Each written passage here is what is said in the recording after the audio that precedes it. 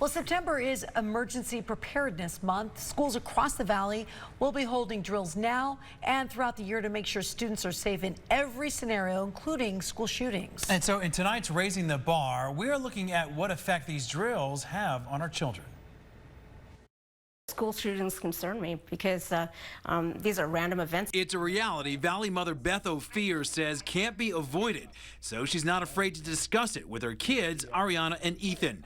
These 16-year-olds say that shooting scenarios are something their school takes seriously. I think our school did a really great job of preparing us. I personally feel prepared if one of these attacks were to happen. We do have hard lockdowns at our school where all of us have to kind of get along one wall, avoid all the windows, avoid all the doors so nobody can see us if they're trying to look into a classroom, and that's practiced at least monthly. The Clark County School District tells 13 Action News each school does 5 lockdown drills throughout the school year, not including additional fire and earthquake drills, and that it's up to each individual school to decide whether to alert students and teachers ahead of time, although a notice is something that's recommended. You have to walk a very fine line. Number one, you have to be prepared in the best way possible, okay? So you do have to expose students to real life scenarios. Licensed clinical social worker Mendi is CEO and founder of Ignite Teen Treatment.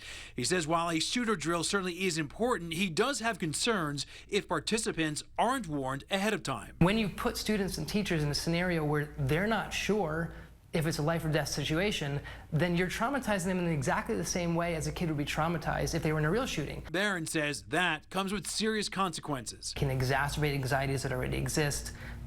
Can cause emotional upheaval, can cause nightmares. But don't forget the teachers. The concerns are just as great for school staff. They have to think, okay, not just myself, do I have to save these kids? What do I have to do next? You create that trauma. You can get things like PTSD. So it's important teachers and students are provided with therapeutic support from school counselors. But the discussion should also extend beyond the school grounds. Do parents have a role here in preparing their kids for active shooting training in schools?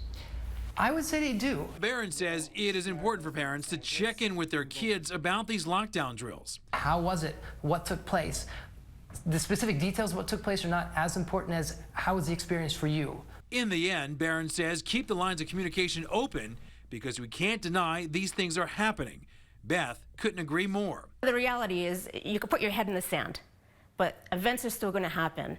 And most everyday kids, they go to school and you can't protect them all the time. That's why even with regular school drills, Beth likes to remind her kids to be alert. Be aware of their surroundings. Say something if they see something funny, but, escape the situation. It's a warning that Ariana hears loud and clear. Kids can die and their futures are taken away from them in a snap.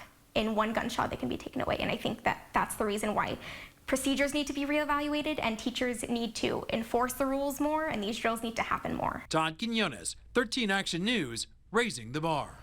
Yeah, it's disturbing just to hear those kids describe the reality of life nowadays. I mean, we went to school. We never had these drills. Nope. We had earthquake drills. I went to school in California. We had earthquake drills, but nothing like that.